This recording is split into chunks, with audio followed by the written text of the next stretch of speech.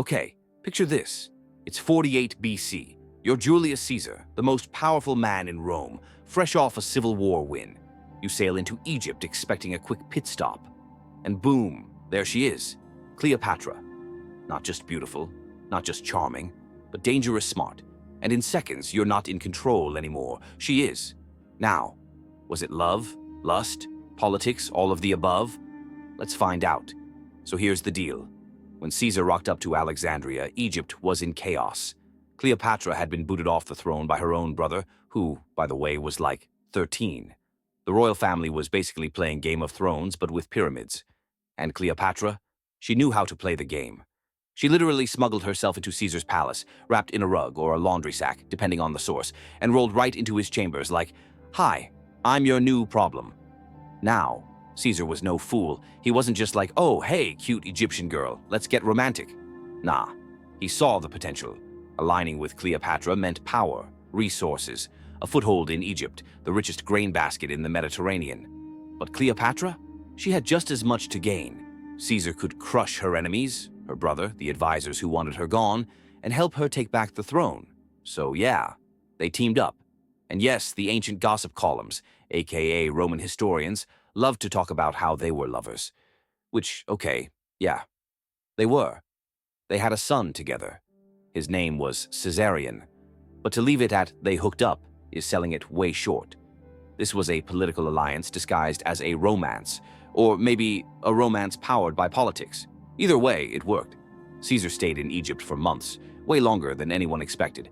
They took a little cruise down the Nile together, showing off Cleopatra as queen, stabilizing her rule, and probably turning heads everywhere like the ancient power couple they were. But not everyone back in Rome was loving this relationship. When Caesar finally returned to Rome, Cleopatra followed, not secretly, but in style.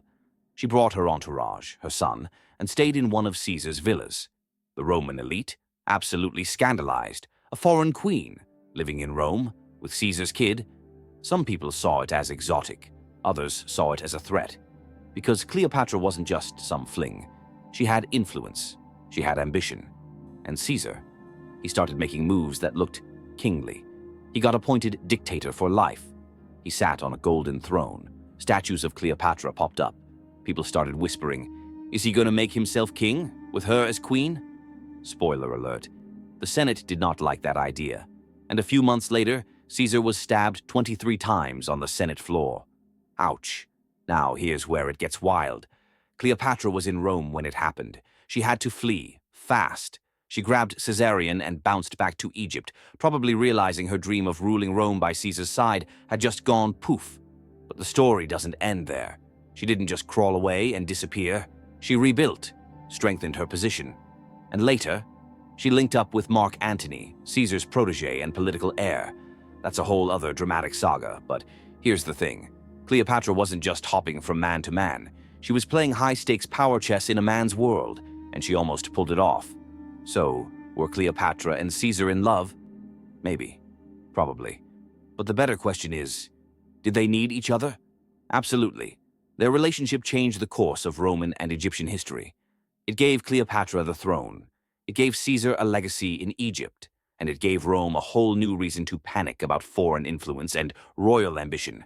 At the end of the day, they were more than lovers. They were co-conspirators. And together, they set the stage for the final days of the Roman Republic.